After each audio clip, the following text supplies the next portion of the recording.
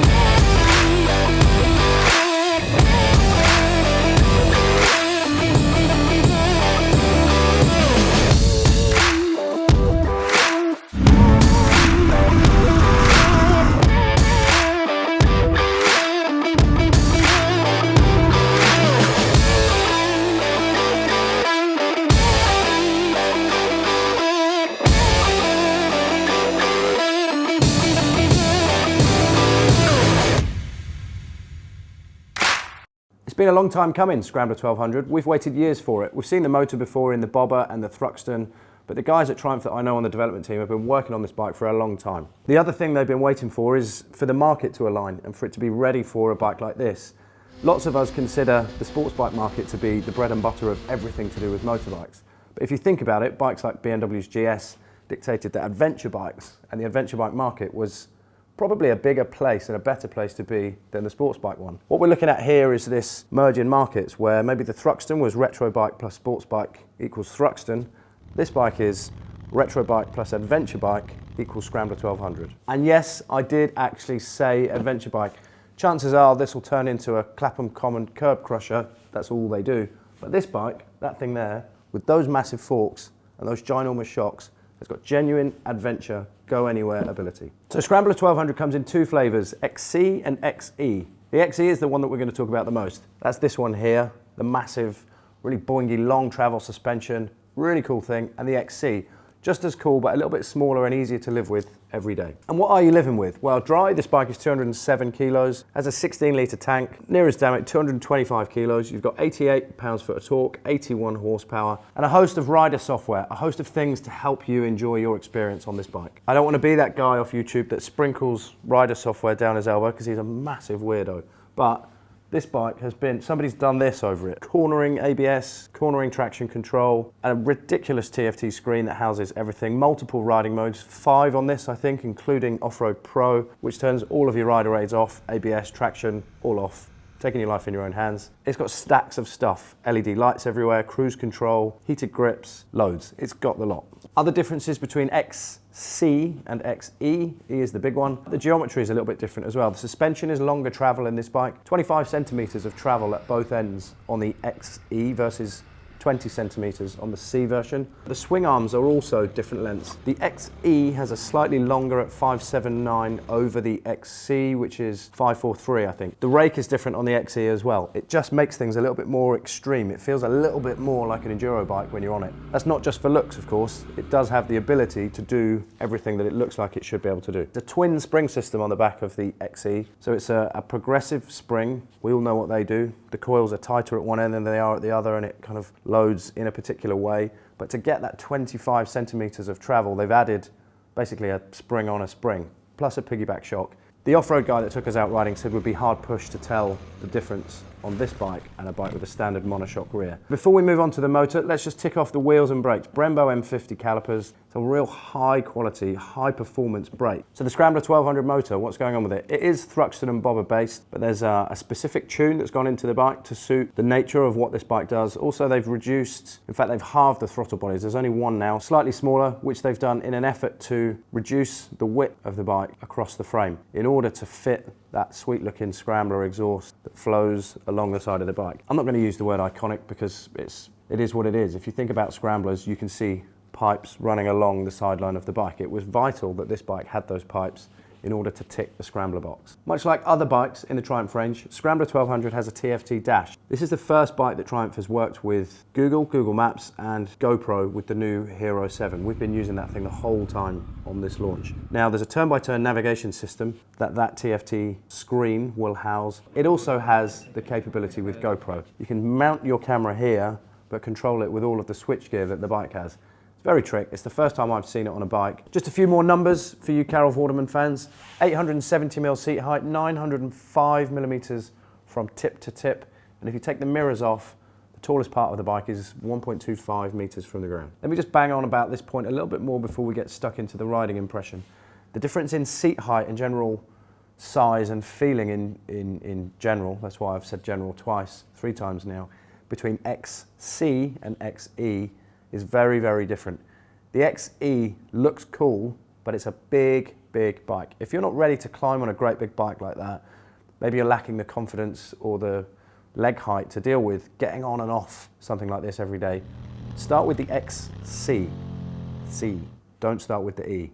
It's huge. So let's set the scene. We're in Portugal. I would tell you where we are, but if I pronounce it wrong, the Portuguese YouTube mafia will probably come and kill me or something like that. So we're just in Portugal. Meh. Day one was all about off-road, both models, XC and XE, on Pirelli Scorpion Rally tyres. Very good tyres. We tried them on the Multi-Enduro a month or so ago back in Florence, but it was all about the off-road.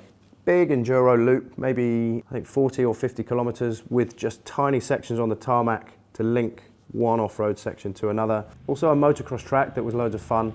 They called it flat track, but it was on the side of a hill, so hill track. We did some hill track racing.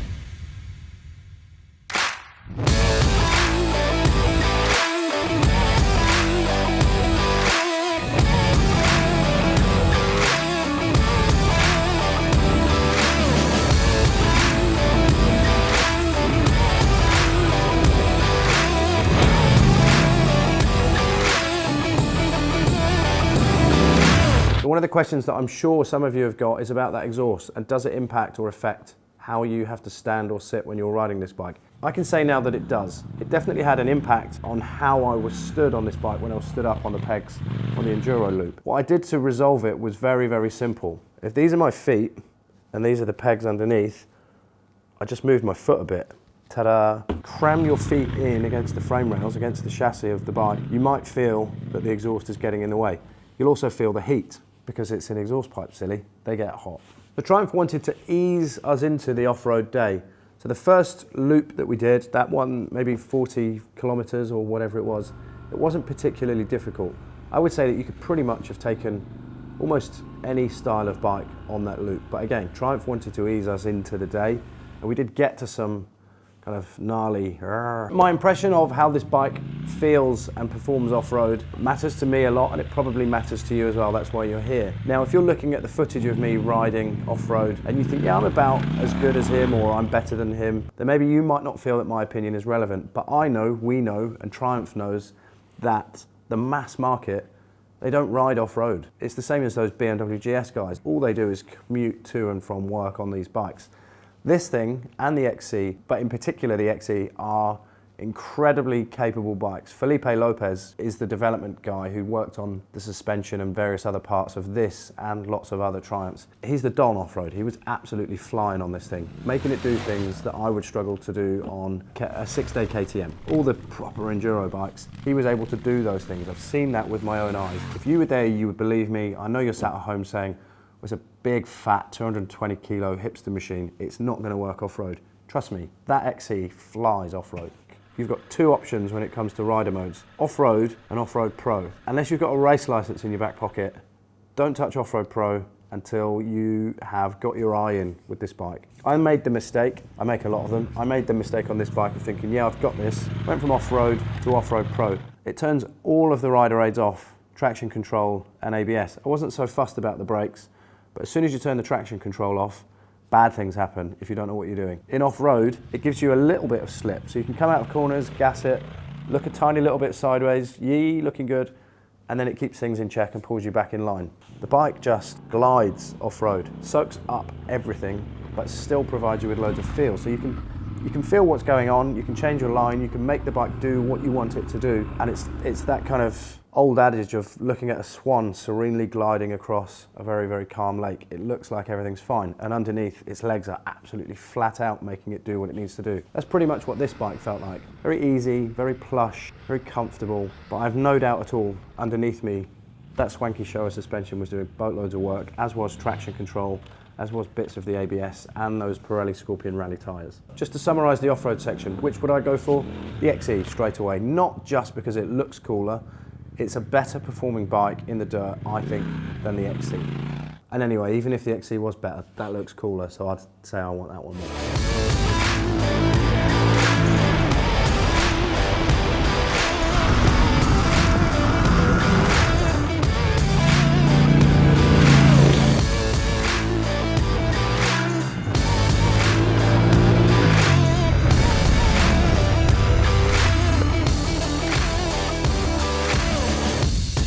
Day two, a little bit of deja vu going on for probably you and for me.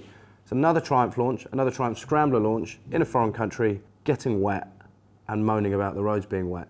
Because of course, I'm a TV presenter and usually in front of me there are people drying the track out and making everything perfect for me. It doesn't work like that. We came to Portugal for sun and we did get some in the end, but not at the start. So before we get stuck into my riding impression on the road, I'm going to call it the XC is not the bike for me. The XE is the one that I've focused on for the majority of both days of riding because it's the bike that I want much more than the other one. So when you hear me talking about this bike, it is primarily everything to do with that one behind me. So yeah, boo-hoo me, didn't get to ride in the sunshine all day. The sun did come eventually, but until it came, we just stuck with it. I turned the heated grips up. It's a comfortable riding position, very neutral, very natural. You don't have to stretch either arms or legs to suit the bike, and we just cracked on. So while we journos were kind of waddling like ducks through the slop and rain in Portugal riding these bikes, the Bikewell crew knew that there was better weather further down south, so they snuck off, drove south, and then sent me a text basically to say that they were sat in the sun while I was sat in the pissing rain. Eventually I caught up with the Bikewell crew. By then the sun had indeed come out and we went off and had some fun. Now what I worked out on the ride in between was quite interesting for me. And it's quite a small detail, but it's worth me doing this with my fingers. When you're looking at the tachometer, the rev needle on your bike, usually you get 180 degrees of span, or if it's a sports bike, lots more. But it's usually in line with the horizon. On Scrambler 1200, as you're looking at the rev needle, it's sat like this. So you've got the, sorry, for you, it will be sat like this. So at the 10 o'clock position on a clock, you've got 0 revs, and at the 4 o'clock position, you've got all of the revs. So it's a little bit of a trick where when you're riding the bike, you look at the needle, just glance down while you're riding to see where you're revving, and you think because the needle is pointing in like the 2 o'clock position, that traditionally you'd be doing loads of revs. You're not, you're actually only doing about 3,500, 4,000 revs on this thing. A couple of things to be aware of there. One, if you like your classic race Porsches, you'll know exactly what I'm talking about, where the dial's been canted. And two, if you like tucking into torque and doing wheelies on bikes, get your iron on this, otherwise you're going to look like a complete tit in front of your mates like I did. When you do find that big pocket of torque down the bottom, which is delicious by the way, there's loads of it, stacks of it, it's down the bottom end of the rev range, you can go and have some fun. You can pop a wheelie if you get the kind of roads that we got, which were genuinely closed by the Portuguese police. All wheelies performed in this video on closed roads, officer. So you'd think with a 150, 17-inch rear and a 90, 21-inch front that there would be no lean angle available because of the size of the tyres, and also that it would take an age to get the thing from one side to another because of the size of that front wheel. That's not really the case. In fact, it's not the case at all. Once you've gelled with this bike, you can go from peg to peg, you can have loads of fun. It's quite a quick steering bike considering what it is and the nature of what these bikes are supposed to do, and it just gives you this feeling that it loves being thrashed, because it does. Now what I would do if you're that kind of bloke and you are looking for that kind of experience from your 1200 Scrambler is tick the exhaust box straight away. I do enjoy this motor and I do think it's great in the bobber, but I think Thruxton and now Scrambler 1200, they need to breathe a little bit easier and just make a little bit more noise, give a little bit more theatre to your ride. I would definitely go for the aftermarket option exhaust with this bike. So one of the bits that I really liked and one of the bits that I didn't like so much when I was riding XE quite hard on the road, that lofty feeling that it's got. I quite enjoyed it. Usually If I'm trying to ride fast, I like being quite close to the ground so that it's easier to try and put your knee down and all that kind of thing. But with this big tall bike that does have the ability that this has, it's quite a nice feeling being so far from the ground and still working as hard as you are. That's me working as hard as I can. You can have fun on this bike. You are miles away from the ground. It is what it is. It's an adventure style bike. That's where you have to be. So one of the things that I think would take me more than just a couple of days to get used to is knowing the shift point at the top end of the rev range. I was expecting a little bit more shove right at the top end of the rev range on this bike, when in fact I should have just been chucking another gear at it and going for torque and then power. When it comes to choosing your flavour of 1200 Scrambler, XC comes in 2 colourways at the minute, double black and double green. XE comes in 2 different colours as well. This cool looking blue and black, all of the bikes that we rode on this launch were that version. There's also a Fusion white and Brooklands green, I think it's called. Predominantly white with a green stripe on the tank. That looks awesome as well. Price-wise, I was quite surprised to find not that big a difference between the two when you consider the spec difference and how different they feel to ride on the road. The most expensive one, this one that I'm pointing at here, is £12,300, and the XC is only £11,500. There's only an 800 quid difference between the two. I was surprised by that. I love the attention to detail that Triumph has gone to with this bike.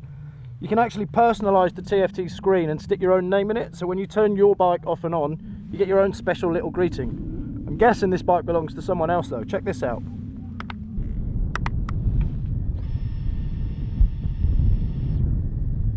Hat tip to Triumph for pulling this off. They've managed to deliver a bike that appeals to 2 very different sectors in the market. You've got those boring dullards that have been riding to work on GSs for the last 15 years looking for a way out. This is the get out of jail free card for them. It opens the window into bike shed lifestyle. The most difficult thing about my 1200 Scrambler experience so far is kind of accepting my fate a little bit. I quite like adventure bikes. I quite like bopping around off-road now. And also, I think I might be that bike shed dude that spends far too much time there, drinking great but slightly overpriced coffee and talking about the need to escape at the weekend and go and find adventures. When I'm ready to escape next weekend, and I am, it's going to be on one of these.